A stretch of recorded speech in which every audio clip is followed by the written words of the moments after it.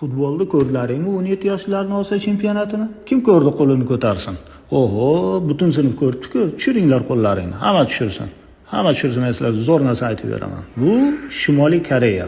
U17 Osiyo chempionatiga O'zbekistondan ko'ra ko'proq qatnashgan va ko'proq natijaga erishgan.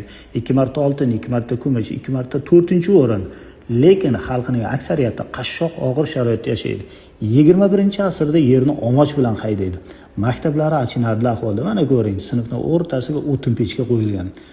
Bu esa Singapur U17 Osiyo chempionatiga atigi 2 marta qatnashgan va guruh bahslarida uyiga qaytgan.